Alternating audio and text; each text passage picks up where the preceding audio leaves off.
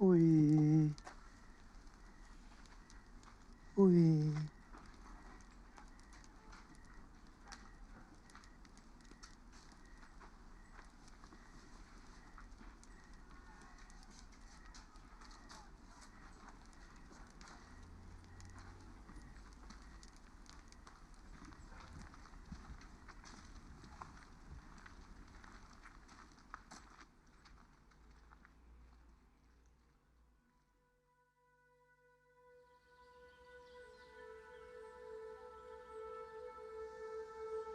Please wait.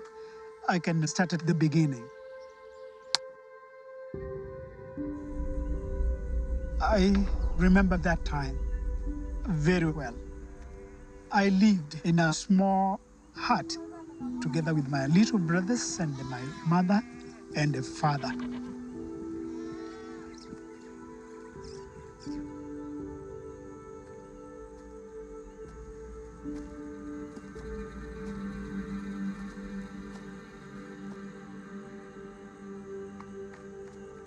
My father had no job, and he used to come home every day totally drunk.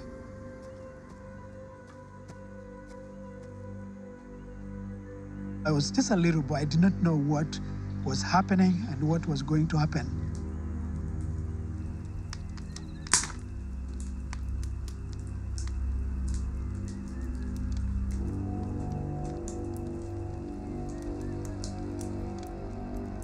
He was so cruel to my mother. She screamed for help, and nobody was coming. That was my life when I was a young boy.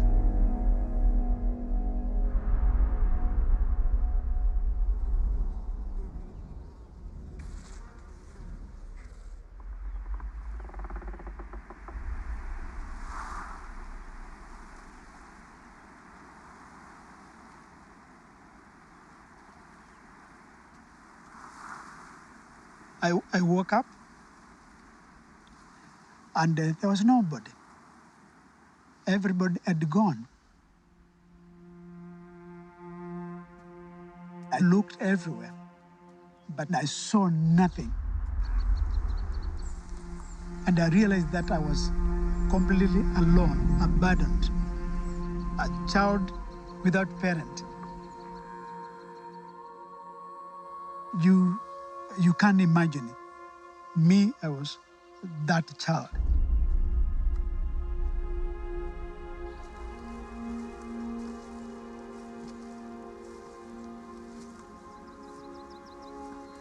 I can remember I went to my uncle, who was a drunkard, and I was so hungry. And my uncle said, no. And they said, off you go. You go.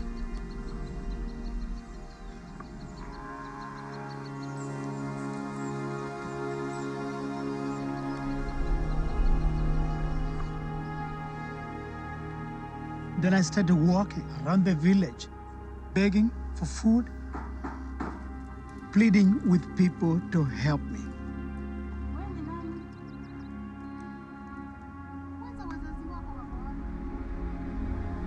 For about 10 years, I kept on begging. I became a beggar, even sometimes stealing things that were not mine to survive. And I became hard. I became full of hatred. I became a street boy. And then I started asking myself why I was really born, why I was living. I hated my life.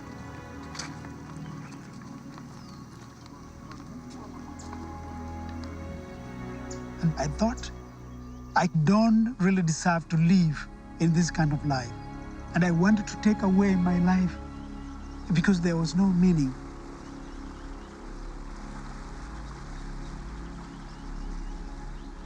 But a young man came, he saw me in a desperate situation. He invited me to prayer and a fellowship. And there was a preacher who was speaking about forgiveness of our sin.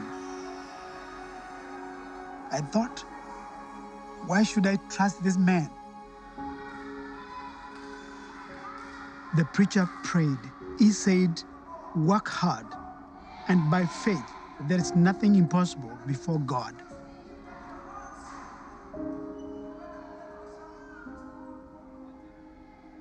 This struck in my mind, and the new hope was planted in my heart.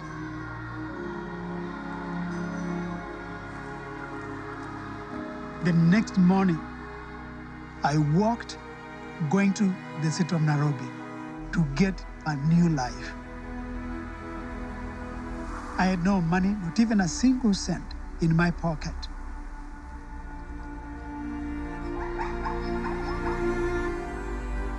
It took me about 3.5 days. I never finished school, so I didn't know what kind of a job I would be able to work.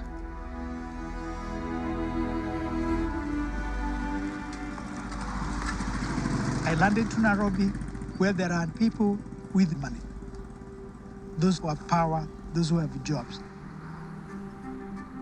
But nobody was ready to help me. And then I was just looking at everybody, and they look at me and then said, what are you doing here? You need to go and look for a job. You cannot beg, I cannot give you money.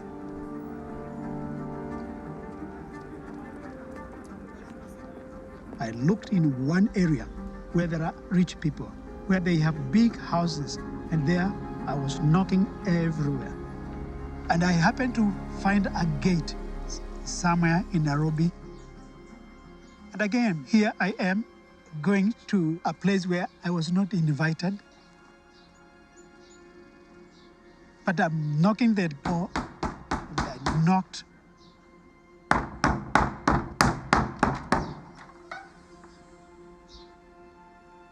The lady asked me, why are you disturbing us here? You are knocking the gate. What do you want me to do for you?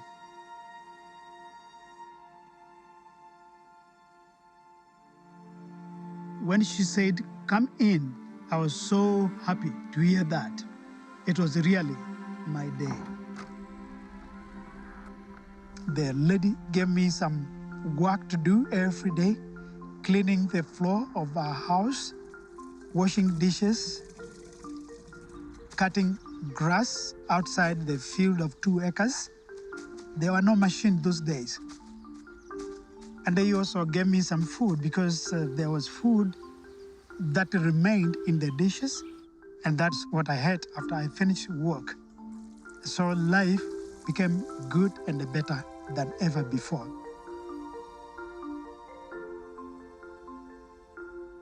And so after 6 months, this Indian woman, she spoke to her husband, who was the CEO of a very big farming company. And I was promoted to manager, dealing with over 800 workers. And I bought a very nice shirt, and I was able to save some money.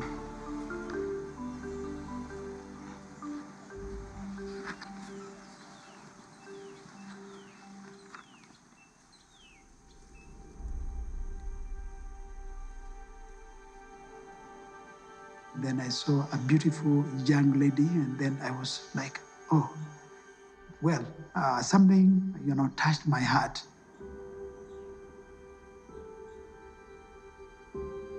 And I've never talked about it. I was afraid about women. I had no confidence of myself being able to be loved. And now there is a smile. I have a courage to talk to this young lady.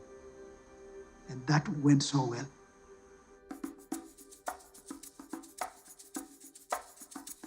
And after some time, voila, you got me.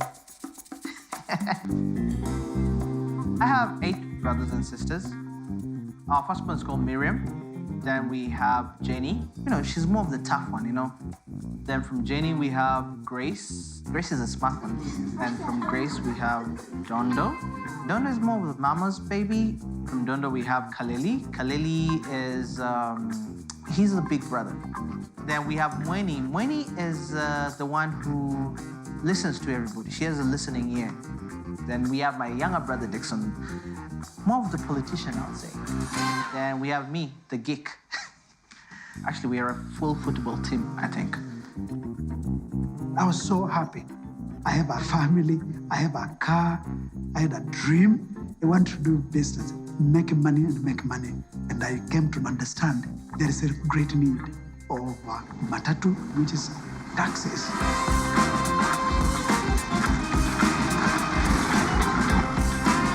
He used to carry us to Eldoret, 40 kilometers away. The first vehicle really on that route.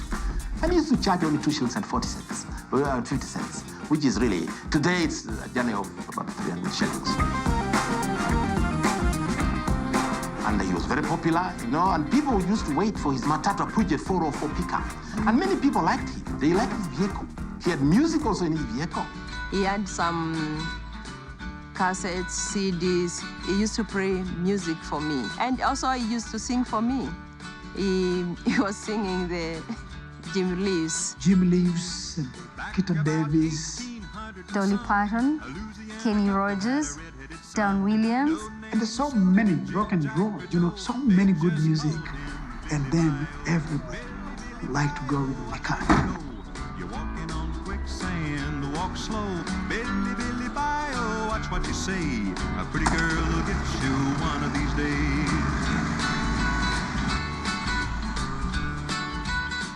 And then everybody, they knew me. Mullyways. Mullyways. Mullyways was my trademark. Mullyways. You know, he was so proud of it. The chief got mad, this nearly And he would drive for endless days without sleeping, working hard so he could buy another matatu. And he bought another one and another one. After that, he had a fleet of buses that he was in charge of, and he did not need to drive them anymore. He had people driving for him, making money for him. In 1987, he formed Mullyways Agencies Limited.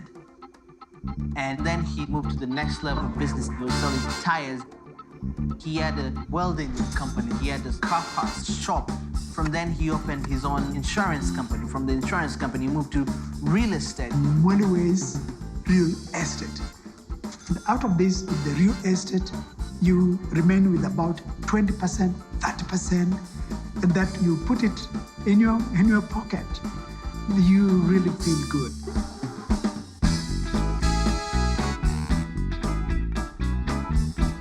So with the money I could buy anything. I bought my own Mercedes-Benz from Germany. At that time, that is in the mid-80s, he was a millionaire. And he was among the very few to build a permanent house, a first stone house in Eldoret. I felt great. We had a big living room. I had my own bedroom, and it was awesome. I will be the coolest kid in the hood because we have a TV, right? We have a carpet in the house so we can play and it's not cold on the floor. And just simple things like that. Having servants in the house, having, you know, drivers and so many cars. And Dad will change his car every other, like in a year, he would have like 3, 4 cars. He will sell them, buy others. Always used to go for holidays to Mombasa, to Lake Bogoria, to Baringo. And sometimes we'll also go to Two Rivers Dam or the falls for picnics. For me, it was not the actual act of playing games, but the fact that we had time together. We had time just to laugh, you know, to laugh at nothing, but the fact that life is good.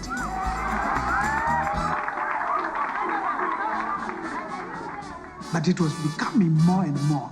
And the more I did, then the more I also got profit, and there is no end. The more you get, then the more you want to have more. That is the nature of people. We lived a life of riches because we were on top of the class. We had parties and dinners all the time. And we had so many guests, so many visitors that used to come. It was wonderful just to be feeling so influential. That's the class of people we were in. My dad was the great Gatsby of Kenya. And it was really so good. I got connected to some of these people who were also rich, and they owned Total Oil products. And they were looking for a prominent person to sell and distribute their products. I really realized the value of having money. It's more than anything else that you can think of. It's having the power in your hand. And then my dad had a monopoly in oil and gas. Really, it does not get any better than that. Like, where else do you want to go from there? I traveled to Europe for business, traveling in different parts of the world. Traveled also to New York when they used to have the Twin Towers. I remember going up almost to the top, and then just seeing the city, I really felt like, it was my time. Coming right from the bottom to the highest point to become the supplier of oil, gas in the whole of Western Kenya. And always, when I remember that, I see the impossible becoming possible.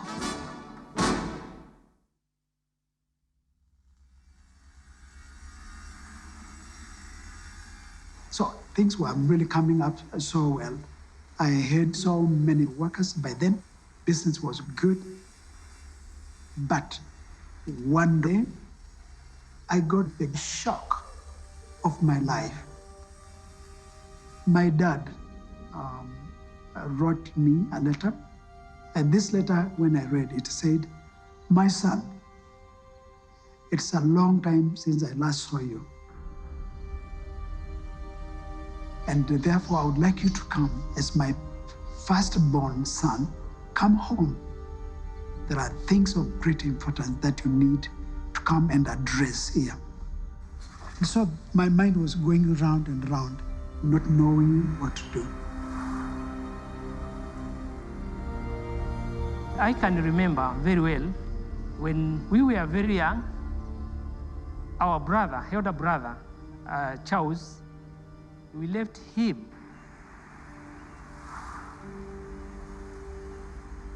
We were forced to go to look for a piece of land. We left him behind. Padio manda ideka. Kotwas yogana.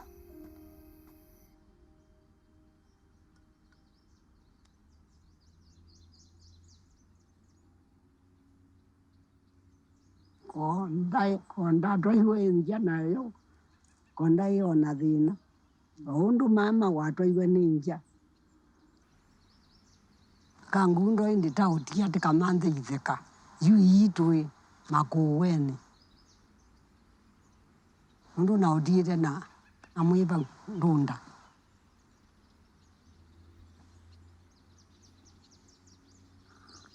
This was very hard for me.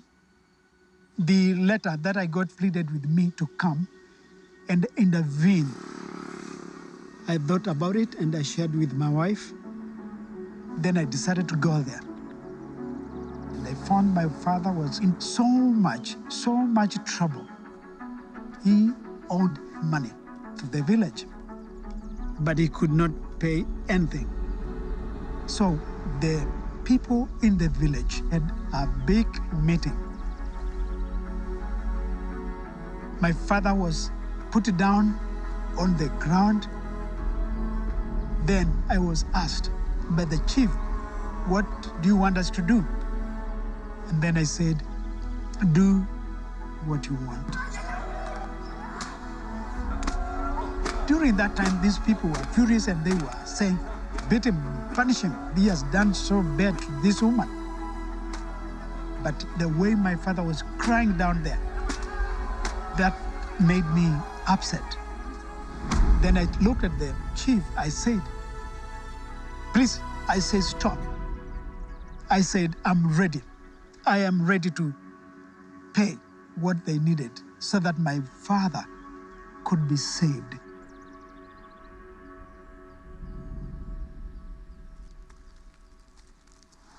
nananga wanuki takethwa tiuki riu nithwa ni muchili kweona na kivila kiki kwithwa na mutaucio mutwa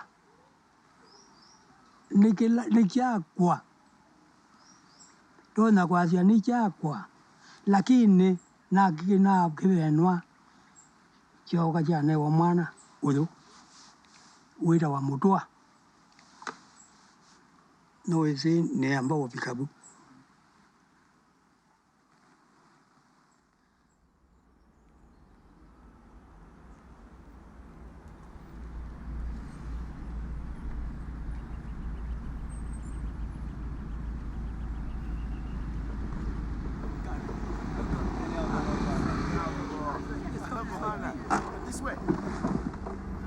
Mzee, zile pesa mzee. Zile pesa mzee. Zile pesa la dance, zile pesa mzee. Zile pesa mzee. Kwa nini umefanya? This is how we used to survive on the street. In some instances, we'll help people to park their car. We'll guide them as they are parking, and in exchange, they have to give us money. Mimi sina pesa. Mimi sina pesa. Sasa mnanisumbua nyinyi. Nini mnataka? I can't count the number of times I've stabbed other boys and women when we want to steal from them and they are resisting. And this is a man who is rich by all standards. I can say he was a millionaire. And because I lived a life full of hatred and anger from my home in the slum, every time I used to hurt somebody, for me, it was like a revenge, and I used to feel good because people used to hurt me, and I had to do so to these people.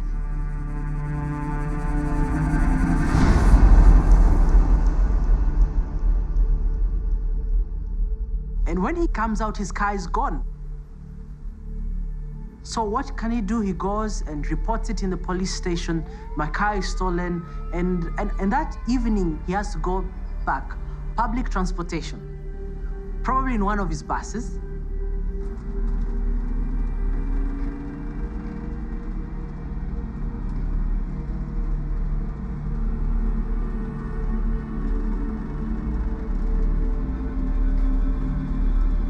Going by bus, all the thought was about the boys.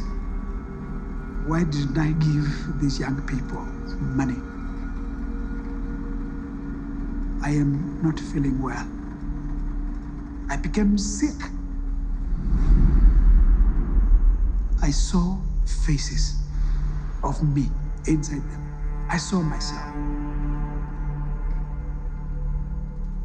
I was really disturbed. But something was building in my heart.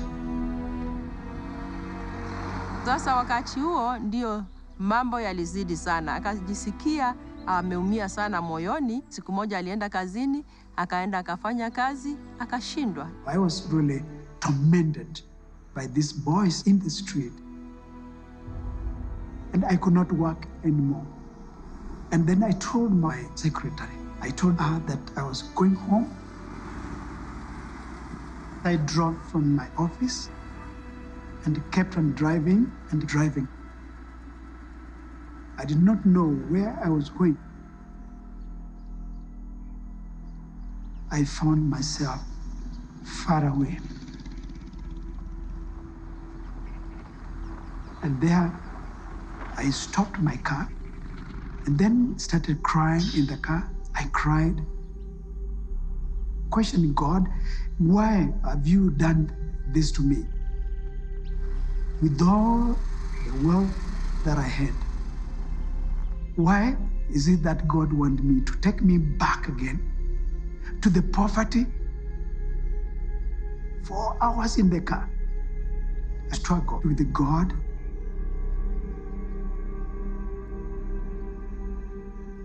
And then after 4 hours, He took me down. I said, yes, God, use me. And the moment I said, yes, God, I got the greatest joy in my heart.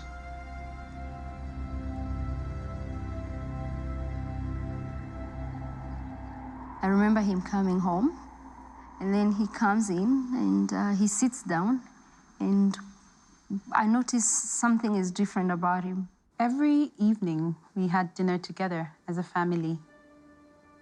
And the night that Dad told us, we were sitting as always. Dad asked us, how was your day? And everybody will say, one by one, will say how your day was in school. And then finally, Dad says, I have been thinking and praying about something for so long, and I'm wondering, so is it another holiday? This is exciting. The words that followed just completely shocked me. I will never, ever do business again. I told them, I will never, ever work for money.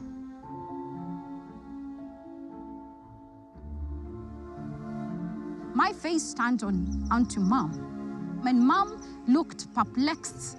She looked like they had talked about it, but they had not really talked about it. He went on to elaborate that God had actually shown him that he needed to sell everything and start helping the poor in the society, the children who are abandoned, the street children. And I was there like, I could not fathom. No more income coming in. It was too much for me. You know how you feel as though the world has sort of collapsed beneath your feet? That is how it felt at that time. After that, dinner was finished quite quickly. Lakini nilifunjika moyo. Nikafunjika moyo, nikainamia chini, na si kuongea. Kulala kesho yake, nilimuuliza, haya yote umefanya katika maisha, kwa sababu hii inachukua maisha yako yote.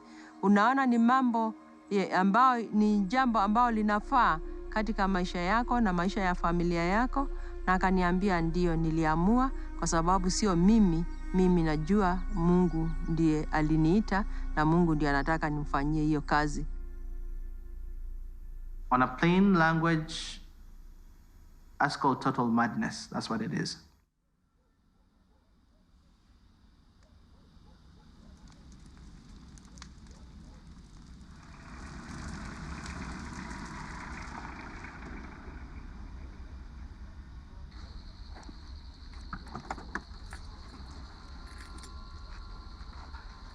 In the street, you're not sure whether you're gonna wake up the next morning.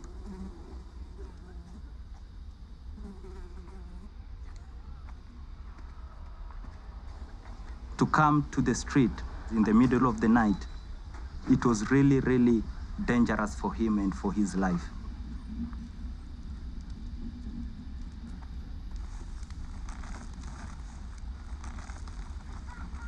By then, we had already smoked marijuana, had taken some heroin, and we were carrying knives, and we were sniffing gasoline. So any slight mistake, then that could have been the end of his life.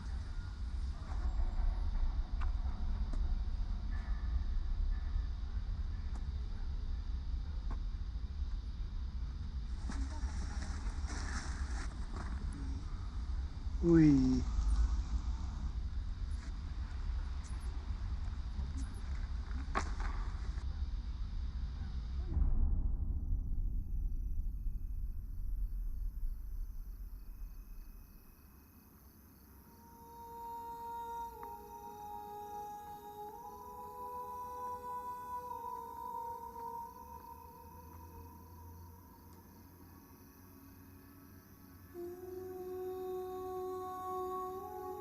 What my mom went through, I don't think any mom should go through that. You marry into a secure family whereby you know your kids will be provided for until your husband goes and decides to sell everything.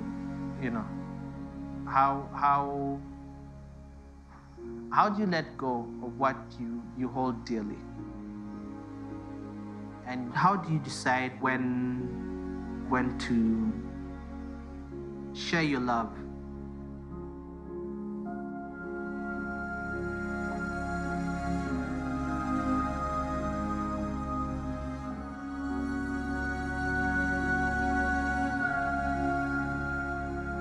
That must have been hard for her to do that. Somewhere in the back of her head, she must have gone, well, what am I going to do when the money runs out? But she did it anyways.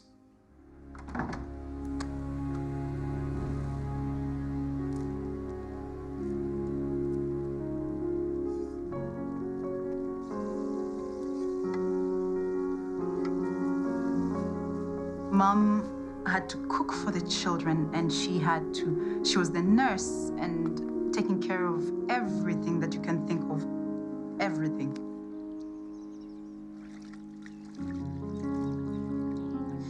I was the one who was taking care for the children. I would wash their clothes and cook for them, give them the medicine when they were sick. It is very hard work, but I didn't get tired because I loved the family. Yeah, and I loved my husband. Yeah. Initially, we had 3 children, 4 children, and the number kept on growing, and now our family was suddenly bigger. From nowhere. I went to the street, then I brought them every day. There was no one day that we said, it is enough. I never said there was no space for a child who was suffering. As the days progressed, I was praying in my heart that this will not be true, that Dad was just joking and he would continue working. I thought he will not shut everything down. People give donations. Why can't you do that? Why can't you just sponsor a kid? That would be awesome. You can work, sponsor a kid, perfect. We still live our life. Everyone's comfortable. But he actually stopped all the businesses. He started selling stuff. He started closing shop, and people called him crazy. He brings his Mercedes Benz with loaves of bread in it, and there he meets these little children in the streets. That was a real scene to see. People really started talking around town and saying there must be something wrong. Because we stand with him in the streets, less than 5 minutes, he's mobbed by those kids. And there are no businesses you could be doing them unless you're selling drugs. So people are very skeptical about him. Even others as close as me could not understand. Do you close a business in order to serve street kids? Can't you do that too? That seems a little bit strange.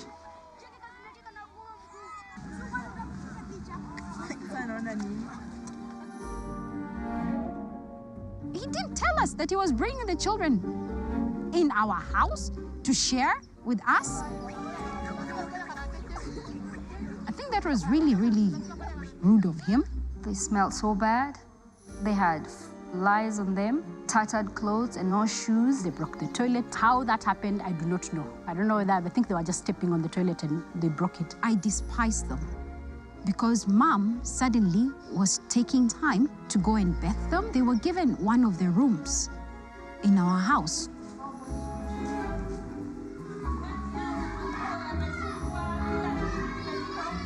There was no time for much after that in terms of the family, the nuclear family. There was no privacy anymore. I couldn't understand why, and I kept blaming those children again. And theirs was just to laugh and just have fun in our house.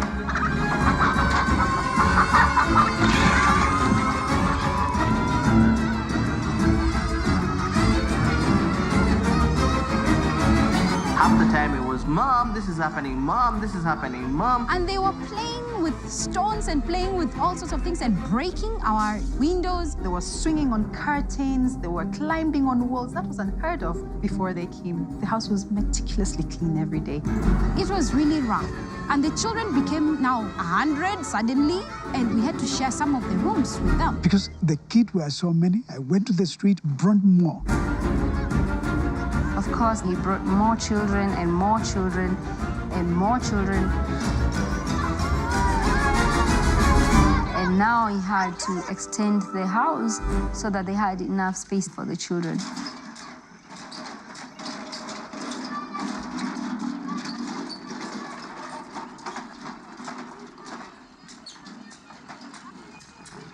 The children in the evening after classes, they usually have double row of making concrete on the stones.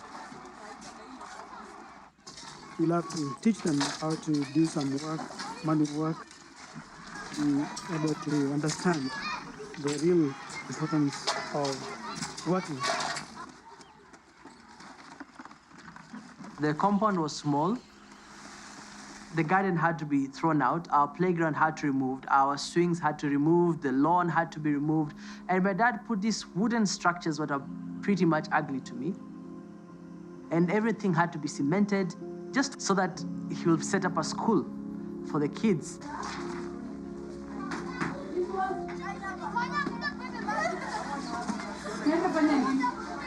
And I remember I had a favorite dress. It was yellow in color.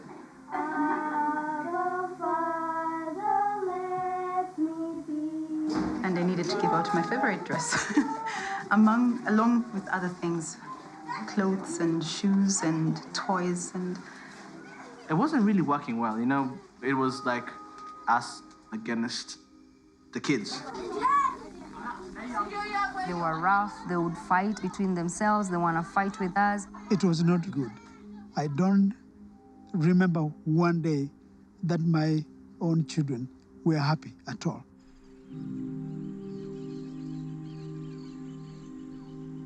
And it got to a point that we could not settle in very well with the kids, and we had to go to boarding school. They had no choice. I took 5 of them, my own biological children, to boarding school so that we could have enough time to care and to love these children. We had to do that, to sacrifice.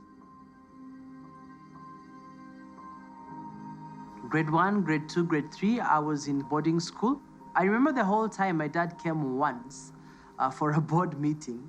And my parents came to visit me with my siblings. And she had on my yellow dress.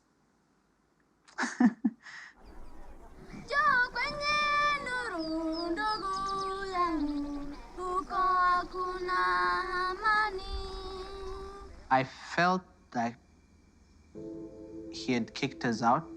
He had abandoned us so he could spend time with these other kids who did not even belong to him. I felt angry. I really felt angry because I was wondering, who are these children anyway? Why can't their parents give them the things that they're taking from me?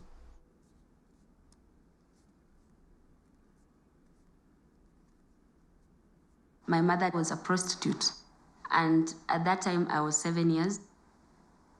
And my mother could come home drunk, and she could bring some men in the house, maybe 2 men, 1 for her, and she could bring 1 for me. And when I refused, she could start beating me. Babangu akakuja akanirep nikiwa mdogo. Po mamangu akapata damu kwa nyumba imejaa. Akachukua mbao hizi zinajenganga desk. Akanigonga akiniuliza nani alinifanyia hivyo. Nikamwambia ni anko yangu. Babangu alikuwa ameniambia nisimseme.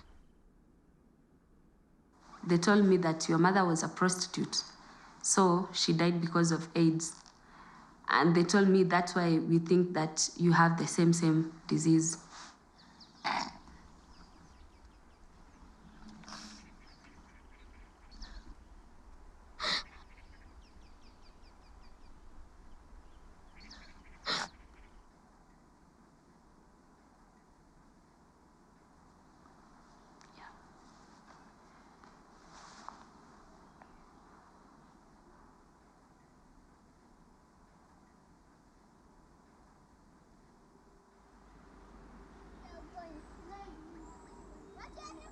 They brought me to Eldoret, where the other kids were.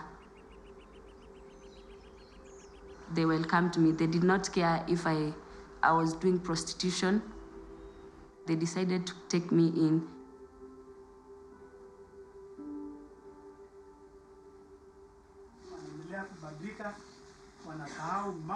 I was amazed to see all the kids. There were so many kids calling dad, their dad. So I was wondering which kind of the family is this. First time I met Charles, one of the first things that stood out was just his smile. He was just welcoming. And he would look at you straight in the eye when he say, "Hoi!" It's a sign of peace. And you see that he's come to bring good. And then he took us to his home. He came and welcomed me. He smiled, big smile. It was so broad, it was so warm. And you see that he was a father looking down. And he said, "Welcome, this is your family now. These are all your brothers and sisters." It was a moment that I cannot explain. I've never lived in a nice house, given nice food. I've never met my biological dad, and here is a man saying that he was going to take care of us.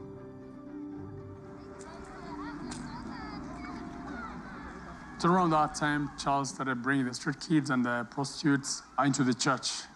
The elders didn't like it.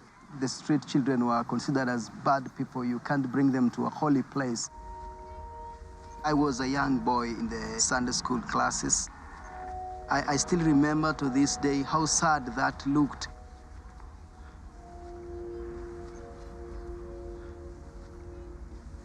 And one of the elders asked them to go out because those are bad people and we are good people.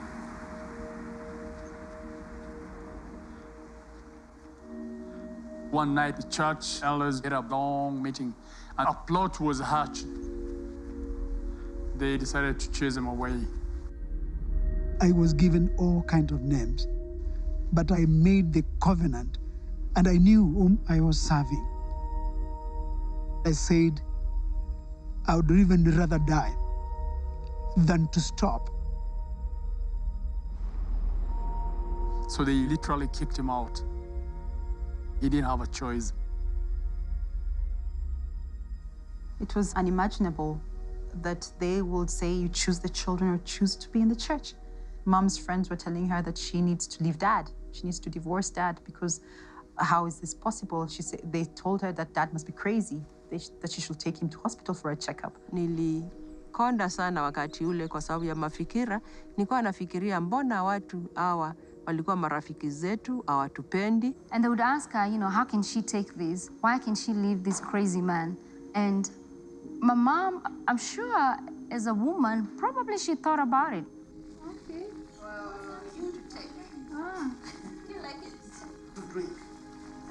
You love? But Mom stood by him and she supported him unconditionally. And not because she had to, but because she chose to. I think losing those friends brought us closer as a family because then we needed to rely on each other. We were each other's friends. We were all we had. When they're always called up yonder, and old saints go marching in, when the blood was getting tired, old friend, I want you to be. And life moved on, and the children became more, and the finances became minimal. It was going down in the bank, down and down every year, every year. Me and my younger brother had to come and study with the rest of the kids, and it didn't make much sense. My wife came one evening and said, "My dear, our stores are running out of food." And then I said, "Why are you asking me about where we are going to get food? Don't you remember that I said, you ask God. Pray.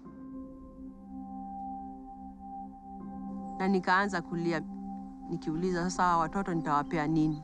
Nitawafanyia nini? Watoto wengi wamejaa hapa na sasa nitafanya nini? It was no point of return. I thought, what are we going to do now?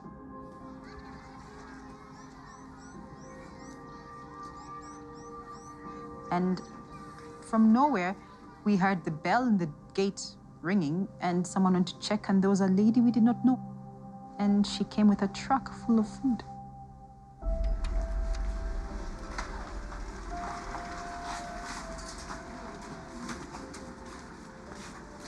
I was speechless. But this lady said, here, this is for you. A donation for the first time. Akatuletea chakula, akatuletea pesa, alikuwa na shilingi 5,000 kwa bahasha. Na hiyo chakula ikatubeba kwa muda mrefu sana.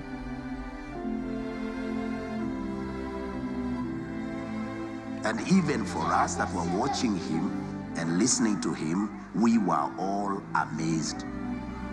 But we watched, and with the passing of the day, these children became more and more responsive, more and more obedient, more like family. They respected him, each of them calling him dad, calling Mrs. Muli mom, and we saw a very significant change in their lives. And he began to train those kids to be responsible. For example, teaching metalwork and woodwork, tailoring, both adult and into children's clothes, and even gardening to bring up some vegetables right on the compound. That's why I think now I can say, Muli, children, not just home, but family. And in family, you teach everything. It got to a point where there was no more room for more kids in the compound. Everyone was brushing shoulders with each other. Sasa wakati ule tukafikiria, ni wapi tunaweza lete watoto, ama ni wapi tunaweza jengea watoto. Tukakumbuka tuko na mali yetu hapa Ndalani, tuje hapa Katraseka, nyumba ya retirement. And so kids got in a bus, and boom, the move started. Muli Children's Family. We started our journey. We drove all the way via Nairobi, Thika, and then to Ndalani. And this is moving from a very big house in Eldoret to a place that is made of earth and soil and iron sheet roofing, and there's nothing. There was no water, there was no electricity. We used to use kerosene lamps back then. Yes. But makeshift buildings were put in place, the children came in, and we started living there. At that time, in 1995, the place was very hot. It was 105, 110 at times in a year, and it was very difficult to walk the land. But it will say that this place will be full of fruits, it will be full of vegetables, and I would ask, what? It's so dry. He would tell us about these things, and sometimes we don't understand it, and sometimes we think he's crazy, because he was dreaming about us having a dormitory well built with stones, and at that time we were staying in a tin shed. And I felt really a lot of pressure. You have all these children, they want to eat. Others are crying, and others, they need to be taken to hospital. And some of the cases, HIV. And they started complaining. They said, no, Dad, we don't want to stay here. There are no people here. We are in the desert, you know, and they wanted to run away. So some children left Ndalani to go sniff glue in the streets. Cocaine, heroin, glue, alcohol, bang, name it. You know, the kid's the kid, forever in the world. And when we see the children going back to the street, we are not happy because we know we lose them and they are going back and maybe they are going to die there because in the street there's no love. There's no people who love them.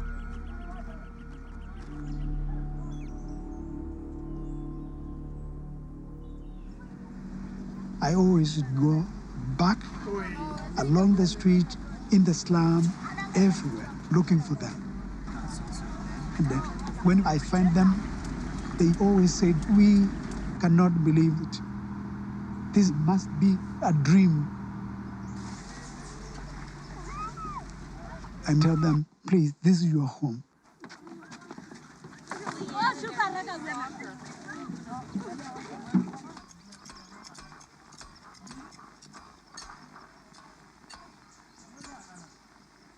We built that place by hand, step by step, brick by brick.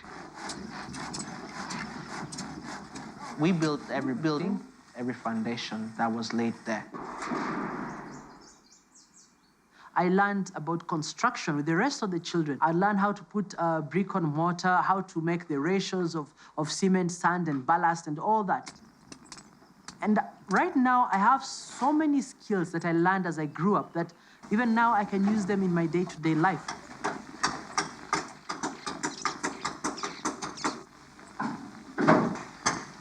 And we continue to do that, training the boys how to build, not only building houses, but bridge. The bridge back here, we have started over the last 2 weeks now. And in order to beat the time, we do not know exactly when the rain will come. We do not know. But even though it's quite unfortunate that the whole area is affected by the severe drought, we are taking this advantage of building such a bridge so that even when it rains, then it's just like Noah, Ark. You build and people ask you, why are you building this one? But the reality is that one day the rain will come.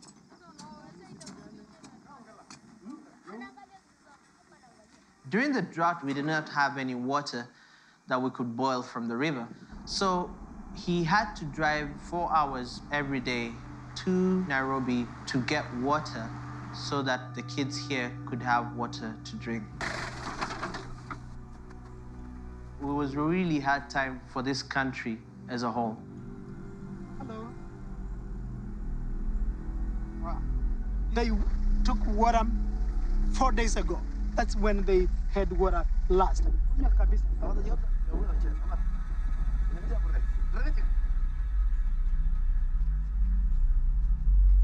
Those people were really dying by drinking bad water that they were trying to dig along the riverside when there was no water flowing, and they were dying. Tulikuwa tunachota maji ya mtoni, tunachemsha, watoto wanakunywa. Wakati tulikuwa hapa, watoto walianza kugonjeka, typhoid.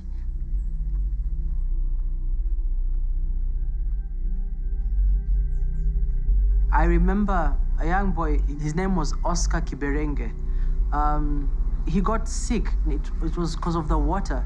Tulienda kuangalia mtoto mmoja, na wakati tulifika tu, akasema, Daddy, Daddy. Tukaomba Mungu muokoa maisha yake.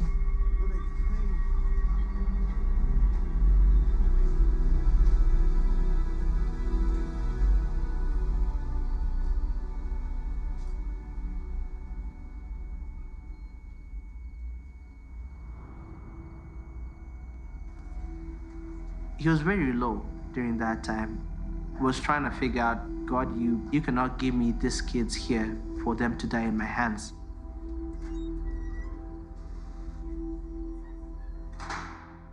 I remember Dad and Mom praying about it, and Dad crying, praying, saying he was begging for water. And then one night, he woke Mom up, and they went outside.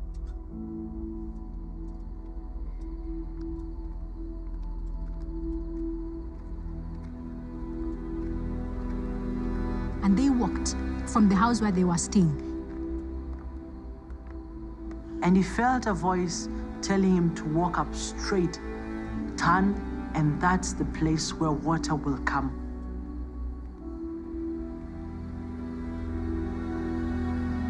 They prayed and they felt that this is the place where they needed to dig. He believed there is water there. And they prayed, and the work started the next day.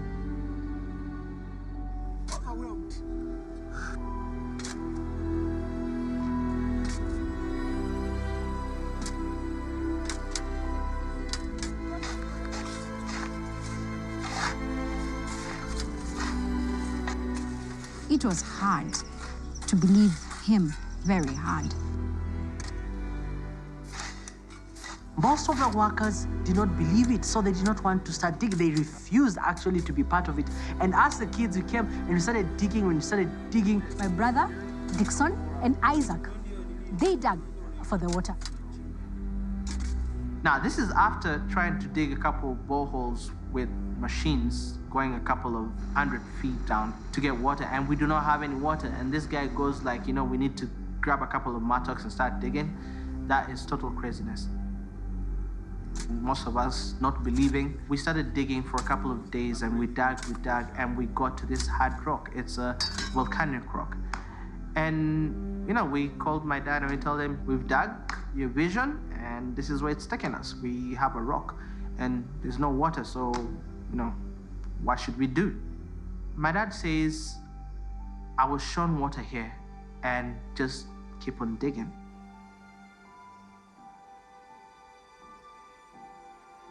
So during that time, it was the time for my younger brother's class to go and dig. So he got in there and he was digging. And he takes this mattock and just hits on the rock.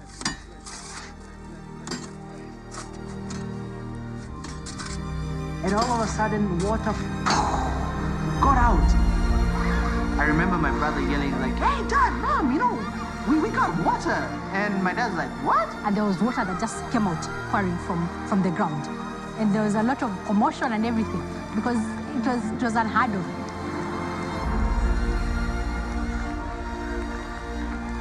And, they started shouting.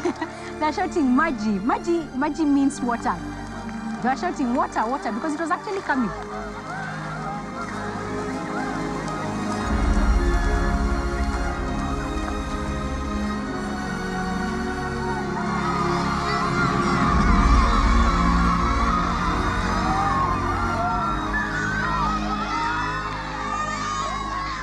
When I finally got to understand that why he was doing it, I regained trust in my dad. And from then, I started supporting him. And after that, we had water in Delani, in an area where it is not known to have any well. There are no wells in this area. It's unheard of. But we do have water. And the children stopped getting as sick as they were getting sick. So that was a miracle.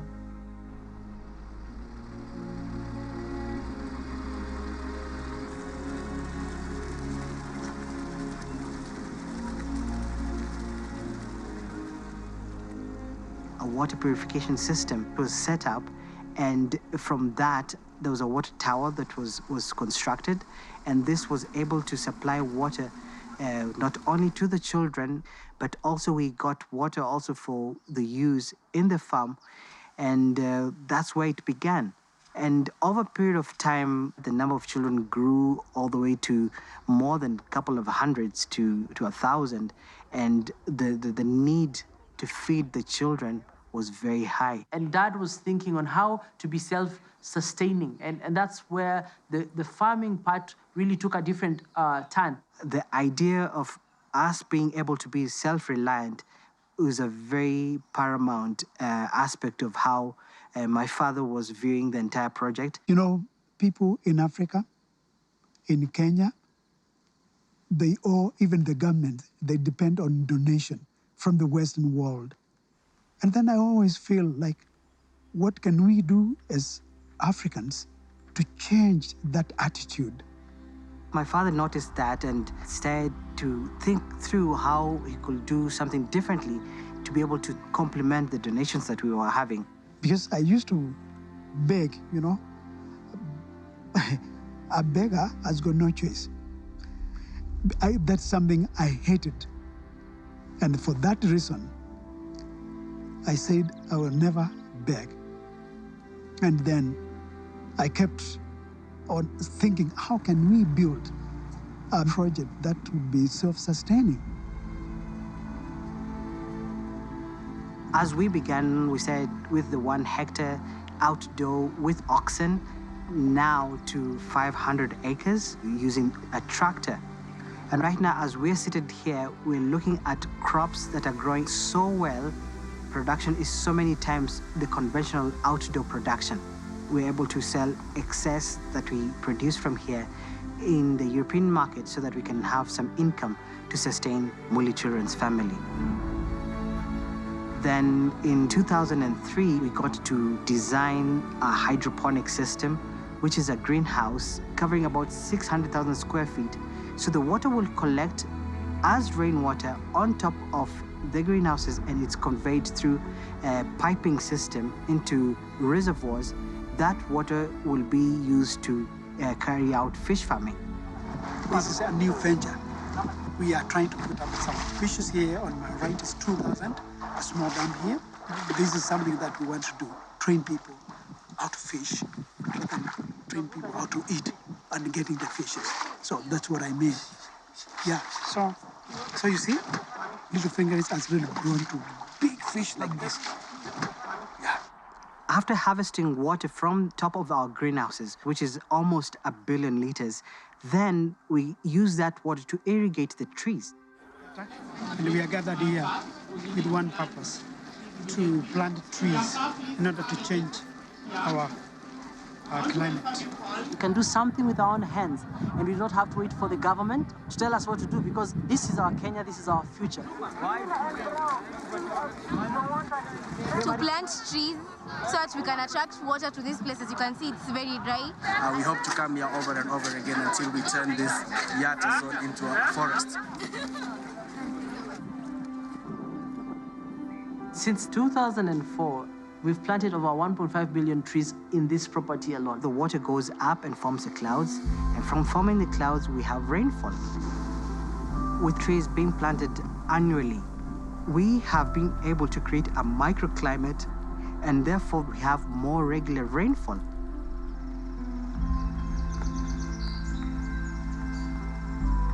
This is real. When I bought this piece of land, there was nothing. There was no trees, there was nothing, no water. And through planting trees and through water conservation, I've seen that really working. One big dream that I have is to transfer the knowledge to the young generation so that we change Africa, we change our country, Kenya.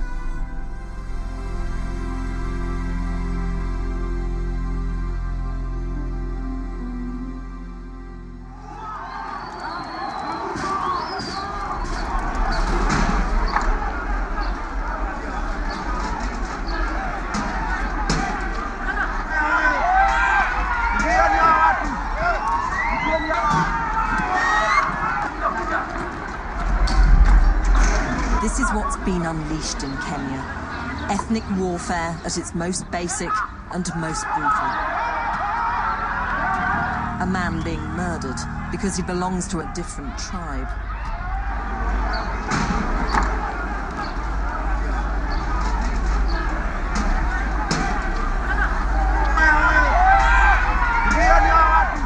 I remember we were sitting watching TV, and Kenya was burning.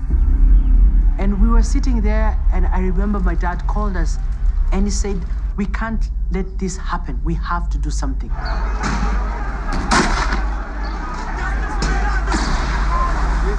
The government, they were overwhelmed completely.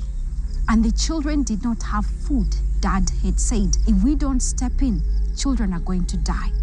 By then, there were internally displaced persons camps that had been set up by the government, the biggest being in Eldoret.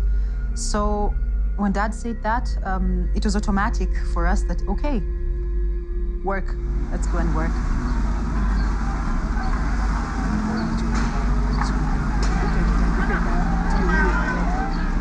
I remember very well that day in the bus.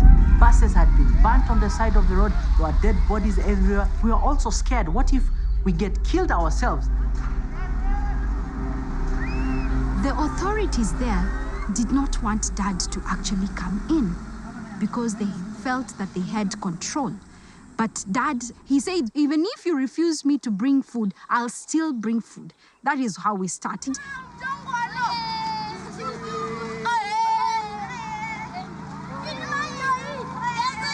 And the children would come out of their tents and follow the bus because they knew MCF brought them food.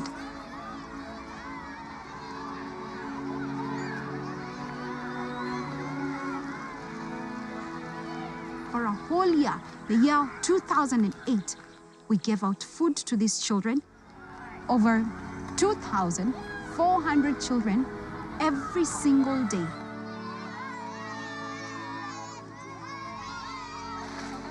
We ended up working with the Red Cross. And we got some of the children from the IDP camps, and some of them came to MCF, where they now have a family.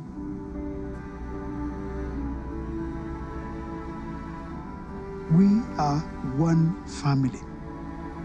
We are one Kenya, regardless of their tribe that they come from. We protect them. In Africa, we can only move forward only when we trust each other. Girls and boys, shall we clap for your own brothers, your own sisters? Shall we clap for them and welcome them?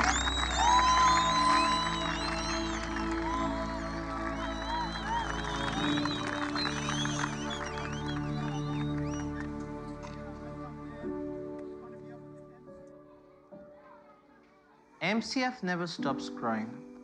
Every time you have, disasters happen. We have post-election violence. Parents end up dying. They leave kids, without any parents. We take them.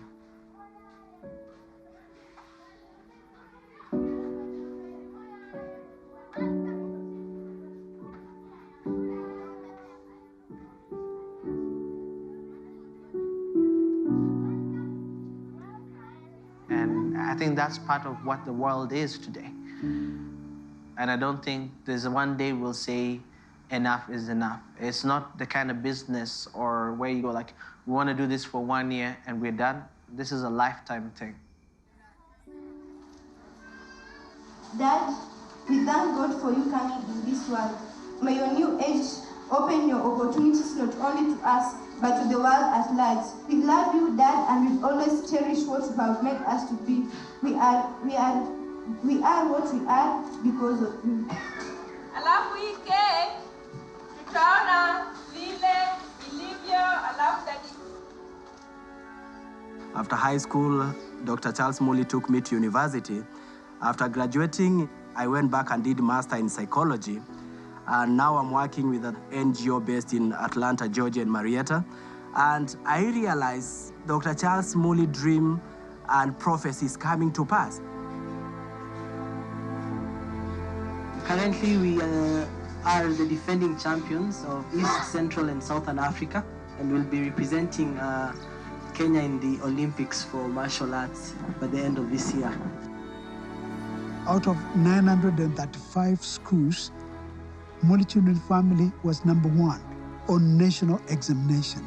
They're becoming doctors, they're becoming teachers, they're becoming managers, they're bankers. It's amazing. Not counting the 84 who are currently in the Kenyan universities and colleges. To Daddy Mule, I appreciate you so much. I'm now in Kabarak University, pursuing a bachelor degree in commerce. They have paid for my school fees. I'm so grateful for them because now I'm taking a Bachelor of Commerce, and I hope when I finish, I'll go back to my place and help my people and my community.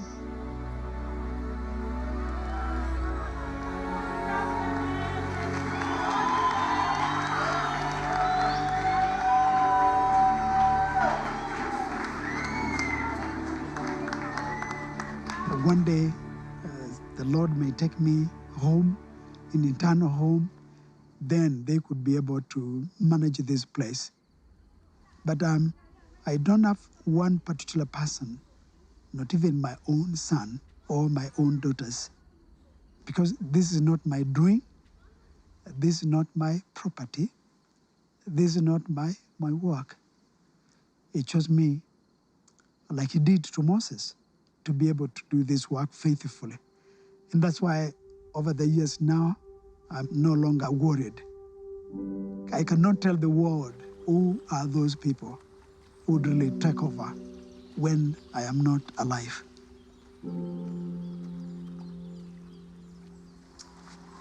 "25 years from now, I know MCF will be a place where the people, they will come from all over the world to see what is going on.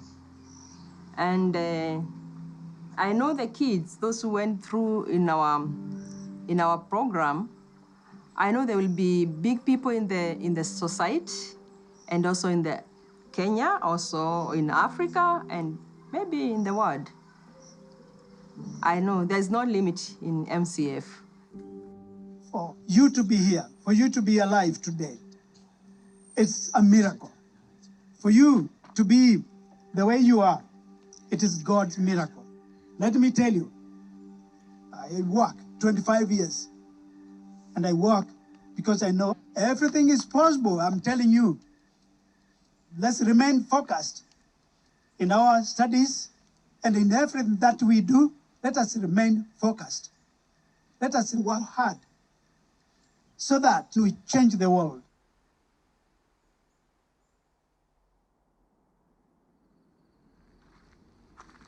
At night, my dad ties his shoes up, puts on a coat, gets in a car, and he drives and drives, not to somewhere specific, but looks until he sees an orphan sleeping alone in the street.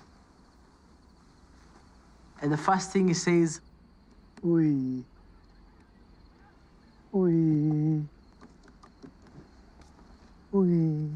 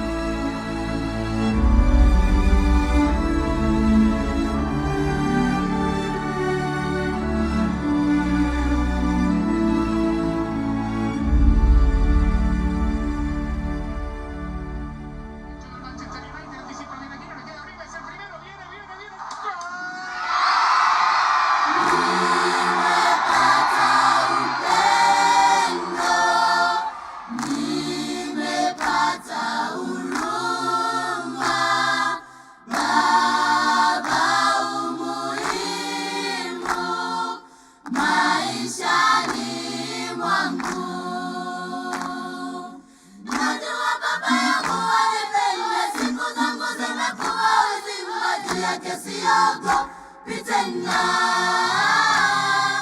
Najua baba yangu alipenda siku zangu zimekuwa uzima, juu yake siogopi tena.